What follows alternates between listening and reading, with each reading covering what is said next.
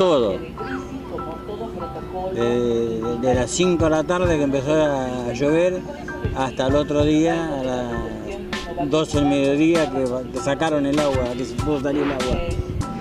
Y cuando el auto se tapó, llegó casi a la mitad, bajé con el agua por la cintura y empecé a golpear distintas casas para que nos pudieran abrir. Y no nos abrieron de un montón de casas. Y la casilla, había una casilla de madera muy pobre, de gente muy humilde. Y yo le golpeo y le digo, abrime porque se ahoga mi hija. Y el flaco nos abrió, me dijo, entrala acá. Entonces fui hasta el auto y con mi pareja la bajamos, a mi hija que no puede caminar. Empezó a entrar el agua, pero empezó a entrar más fuerte de lo común. Fueron, no sé, todo pasó súper rápido y tenía el agua por las rodillas. Fue al otro día a ver la calle desierta, la gente sacando los muebles y enterarnos de lo que le pasó a conocidos y a desconocidos. Las zanjas a llenarse y el agua a subir fue fatal. Yo tengo 7 nenes, uno de los más chiquitos casi también se me ahogan. Tratar de salvar parte de mi memoria, o sea, las fotos, los recuerdos, las filmaciones, y no pude, porque el agua es como un ladrón, se lleva absolutamente todo. Y ellos se iban acercando al centro y a tratar de llegar por todos lados a su casa y no podían y empezaron a mandar mensajes de que la ciudad estaba inundada. Y no sé, en menos de una hora fue como que empezó a subir y llegó un momento en que bueno, empezamos a poner cosas para entrar, al ratito empezó a ver que empieza a salir de las cañerías, digamos, del baño. Tuve que empezar a subir todas las cosas, en cierto momento escucho un ruido muy fuerte abajo y voy y estaba la heladera flotando en el medio del living. Bueno, de repente, por suerte, una chica de un edificio nos alojó junto con otra familia. Algo por ahí muy choto fue que la mujer con la que estábamos ahí alojadas no sabía dónde estaba la hija, entonces lloraba sin parar, era muy traumática la situación. Después vimos cómo se prendía a fuego la destilería de YPF desde el balcón de esta persona, así que como que en realidad ese era el caos absoluto. El escuchar a mi nieto llorando decir, abuela, se hunde la casa. Y así me fui agarrando la pared hasta llegar a 45. En 45 el agua me llegaba a los pechos, casi el hombro. Entonces lo que hice para cruzar fue, el agua venía de la isla Malvinas a Plaza Italia. Venía haciendo olas, traía bolsas de basura, traía todo lo que podía traer. Los autos chiquitos nadaban, eran botecitos.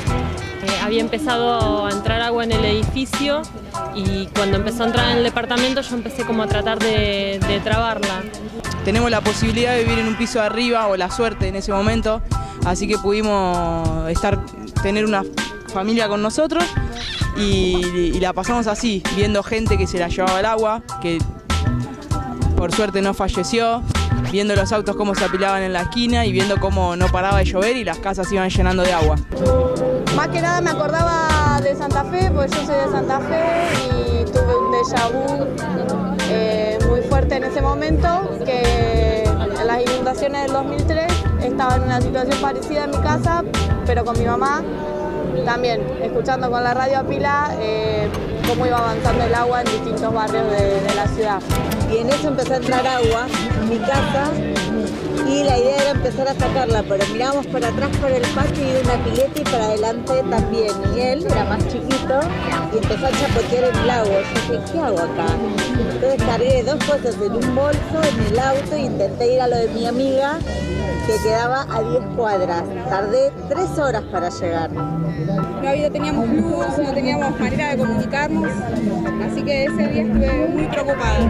Los recuerdos, yo pensaba, ¿no? Las fotos, las cosas pequeñas que hacen a nuestra vida, a nuestra historia, que realmente eso no se recupera más.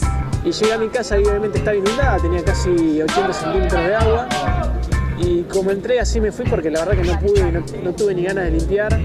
Y en ese momento me fui a acompañar a mi hermana que el agua se había llevado a su auto y había quedado en un cantero arriba del Parque Castelli. Llovía y cada vez llovía más y llovía más y llovía más y llovía más.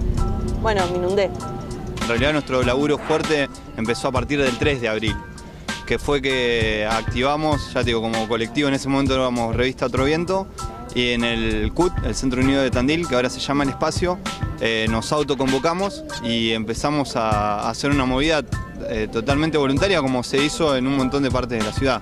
Lo intenté vivir con calma, pero fue algo imposible porque se veía a la gente intentando correr de acá para allá, gente que no podía salir de sus casas. A las 2:30, 3 de la mañana paró de llover y a las 6, 7 bajó el agua y nos fuimos con mi mamá caminando hasta el barrio de mi abuela y nos encontramos con ese panorama. Policía en la puerta, camioneta de la morgue y así como muchos de nosotros. Y la ruta fue la misma para todos, fue la morgue, la casa de sepelio y el cementerio y a volver a limpiar las casas para poder hacer habitable. Y yo trataba de llegar a la casa de mi abuela, que era lo que más me preocupaba. Empecé a pedalear en la noche por la ciudad y cada vez que llegaba a una esquina el agua me hacía desviarme, digamos, el camino.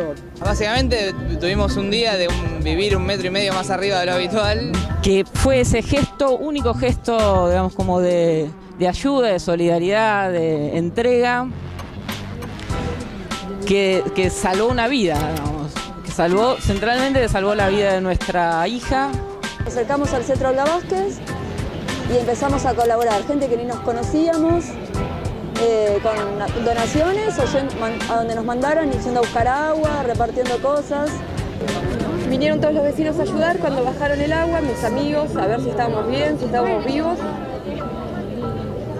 Y yo me tuve que ir de mi casa y todos mis familiares nos fuimos a vivir, nos repartimos cada uno en la casa de quien nos hospedó. A mí el año pasado me hospedó todo el año mi amiga. Todavía cuando duermo sueño esas cosas, o sea, una persona flotando, pasando por la esquina de mi casa. Y bueno, después limpiando la casa de mi abuela encontramos que había anotado, ¿no? En un papelito muy chiquitito anotaba 120.000 evacuados. Hasta ahora 2 víctimas fatales, digamos, iba anotando lo que escuchaba en la radio. En un momento muy triste que nos juntamos todos, un momento de susto porque uno pensaba que se iba a morir, que el agua te iba a ahogar. Para el orto, lo viví para el orto.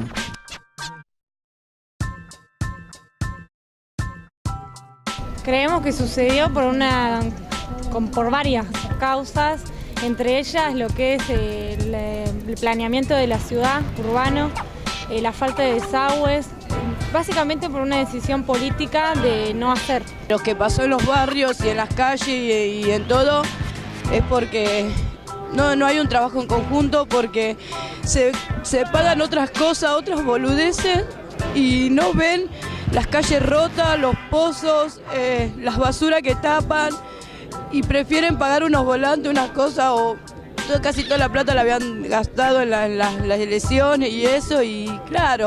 Por el taponamiento de los desagotes naturales, de los desagües naturales que habían sido obstruidos.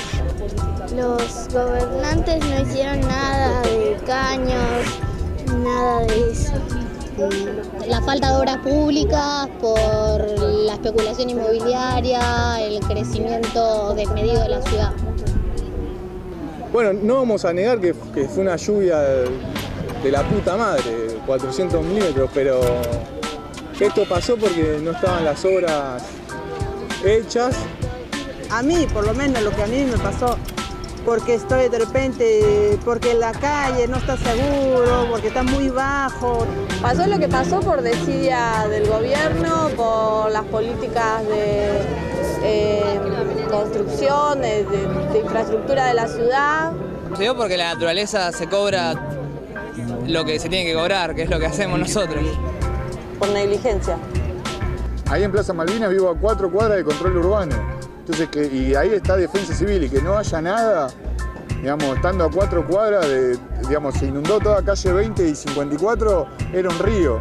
Y que no hubiera ningún personal, nada que permitiera dar una respuesta, era como increíble. Si no fuera por los vecinos, nadie te dio una mano.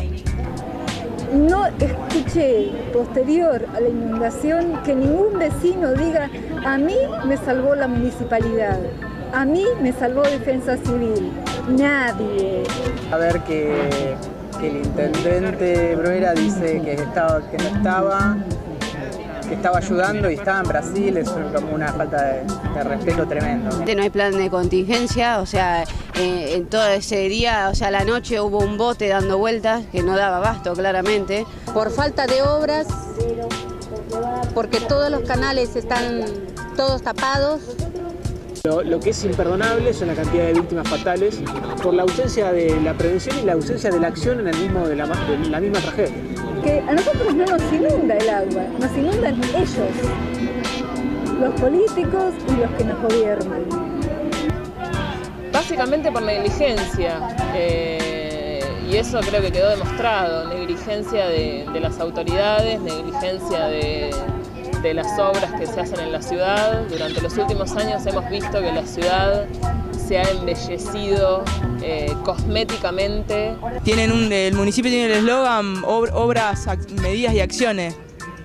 Todavía las estamos esperando. No podemos echarle la culpa al clima. También se habla de un problema en IPF, de un incendio que hubo que evitar, se cerraron las compuertas y eso produjo que el agua se acumulara. Los más perjudicados son la gente justamente que menos tiene, que perdió todo, incluso que se quedó totalmente en la calle, ¿viste? Fue la indiferencia absoluta del Estado provincial, municipal y nacional.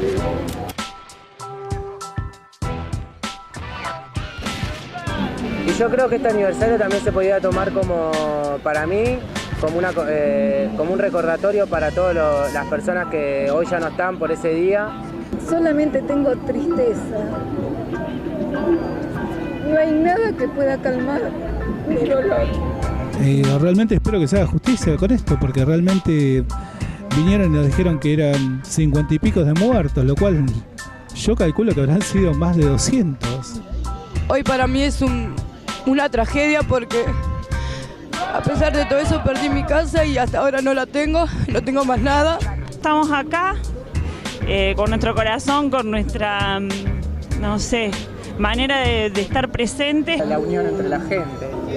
Creó un ámbito de comunidad con gente que no conocía. Eso fue importante.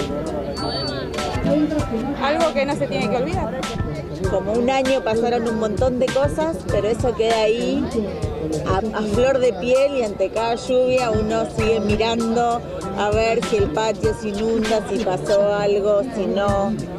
El 2 de abril tiene que significar un día de memoria para que esto no vuelva a pasar y de lucha para que se haga justicia. Justicia.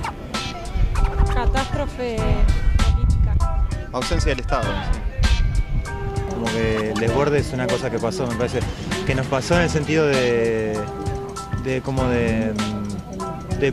corrernos de las certidumbres. Así como que yo hasta ese día, o sea, yo hice todo el viaje viendo un montón de la ciudad ya inundada en el colectivo. Cuando me bajé del colectivo tenía el agua en la cintura, crucé con el agua al pecho varias cuadras hasta llegar a mi casa, pero aún así yo tenía la certeza de que cuando llegara a mi casa el agua en mi casa no iba a estar adentro. O sea, yo tengo la certeza, como la tiene cualquiera, la experiencia urbana es que uno en su casa está a resguardo, está a salvo. Y eso dejó de pasar en nuestras casas. Creo que esa es como la sensación. Memoria me parece que es, digamos, lo que nos permite recordar y construir hacia adelante para que no vuelva a pasar. Angustia. Que todavía no hayan hecho nada. Mucha lucha, poca respuesta política.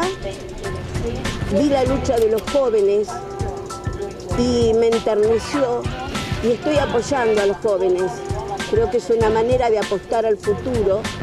Esto me trae malos recuerdos. Para mí es una marca.